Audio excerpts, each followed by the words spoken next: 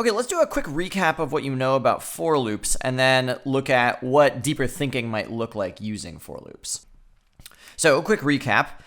Here you're initializing the loop counter, so that's what your loop counting variable I is going to start at. So we're starting at 0. This is like an if statement. It's like a test to ask, should we repeat the body of the loop? So we're going to repeat, and the body of the loop is what's between the curly braces. So we're going to repeat as long as I is smaller than 10. And then this is how we change the loop counter at the end of every single loop. So I is 0, we ask, is it less than 10? The answer is yes, so we print I, so it'll display 0. And then we're at the end and we add 1, so now I is 1. Is I less than 10? The answer is yes, because it's 1, and so we print 1, and so on. And so this will print all the way up to 9. So notice that this is 10 total numbers, because 0 counts as a number. If we didn't have 0, 1 through 9 is 9 total numbers. And then when you add 0, that's the 10th number.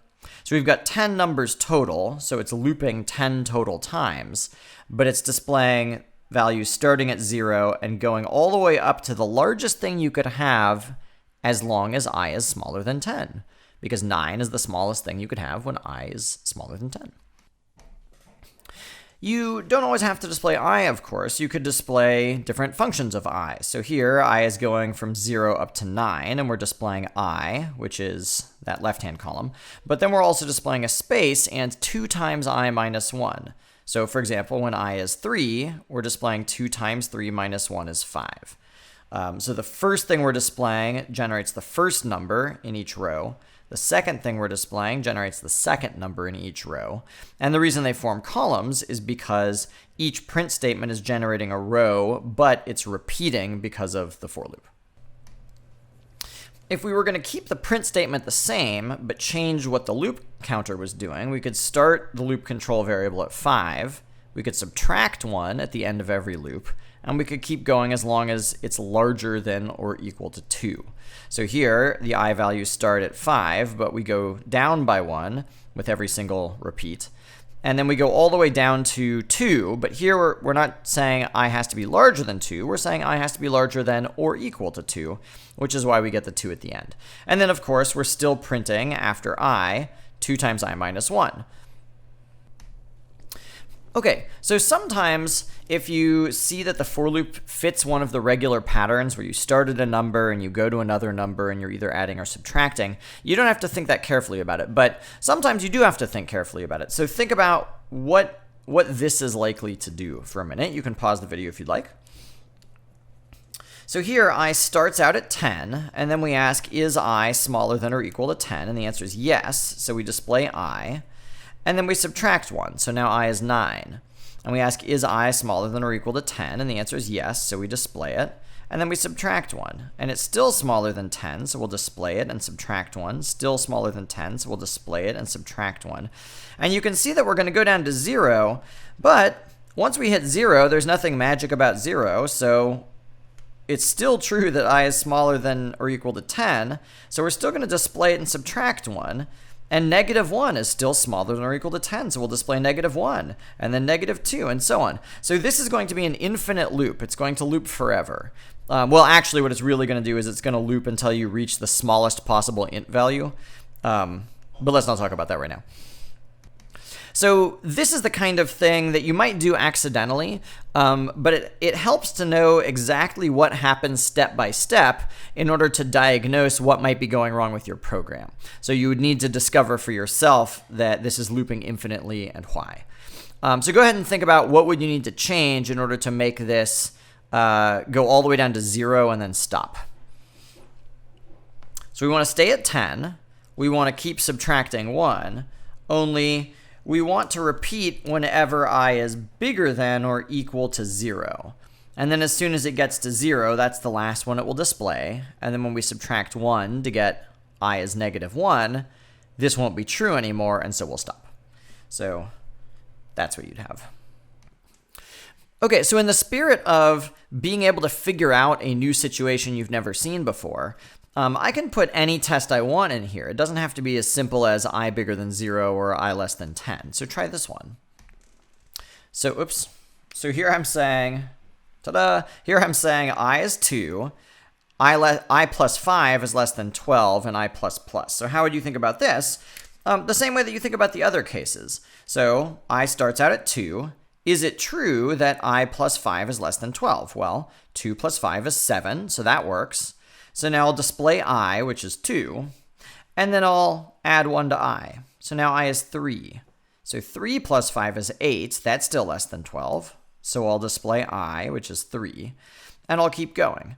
So really, so you could either do it that way by thinking about plugging in individual I values and then asking, when you add 5 to them, is it still less than 12? A different thing you can do, this is just algebra. This is a normal algebraic inequality. So I plus 5 less than 12 should be the same as I less than 12 minus 5, which is the same thing as 7. So really, I plus 5 less than 12 is the same thing as I less than 7. So you can think about it that way as well. Okay, what about something like this? If you only look at the line with the for loop up here, you'd think I starts at 0, it goes up by 1 every time until it gets to 9. So you'd think this probably loops 9 times. But you'd be wrong, because if you notice inside the part that repeats, inside the loop body, we're actually changing the value of I. This is usually considered bad practice to change the loop control variable inside the loop. But Java does allow it, and sometimes you need to do something like this. And in any case, it's useful to be able to make sure that you can think your way through what will happen and why. So give it a try, see if you can decide what this is going to display. Pause the video. Okay, so here's the answer. So let's step through this. So I starts at 0. Here I'm going to write down what the current value of I is over here on the left. So I is 0. It's true that it's less than 9, so we display I. And then we add 2 to I. So now I is 2. And now we display I again, but now I has changed from the first print statement. So now I is 2. We're at the end of the loop, and so we add 1 to I. So now I is 3. And we ask, is it smaller than 9? Yes. So we display 3. We add 2 to I. And then we display I again, so now it's 5. We're at the end of the loop, so we add 1. So now I is 6. Is it smaller than 9? Yes. So we display I, which is 6. We add 2. So now it's 8. We display I, which is now 8. We're at the end of the loop. We add 1. So now I is 9. Is it true that I is less than 9? The answer is no, because I is equal to 9. So we'd exit.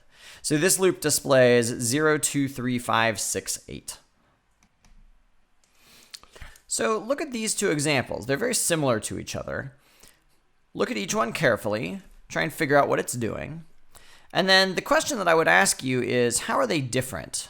Or rather, how is the list, and I'm assuming here that my list is an array list that we've already initialized. So how is my list going to be different at the end of these two code examples? Pause the video if you want. So the only real difference is the location of this line. So the line that generates the random number here. Everything else is the same. So here we generate the random number before the loop. Here we generate the random number inside the loop. But the difference there is when it's inside the loop, we're going to generate a new random number every single time we repeat. Whereas in this case, we generate one random number, and then over and over and over again, we add that same number without changing its value. So what you're going to end up with for code fragment 1 is you're going to end up with a list of 10 numbers, but all the numbers are going to be the same. So whatever number we generate up here, like for example 4, we'd end up with a list of 10 number 4s. Whereas here, we're going to loop 10 times, but we're going to generate new random numbers every time. So this would be a list of 10 numbers where most likely they're all going to have different values because each one is being generated randomly.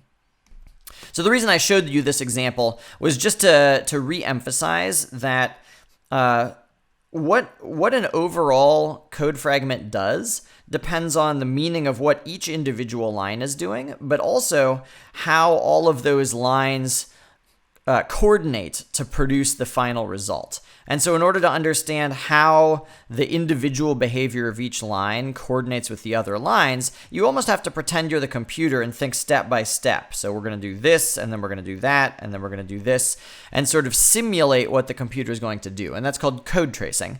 And over time, you get quite good at it. So, an experienced programmer would look at these two and they wouldn't have to go step by step because they're familiar with the patterns. They could look at it and just tell you right away. And that's where you're going to get to also. Okay, I hope that this was helpful.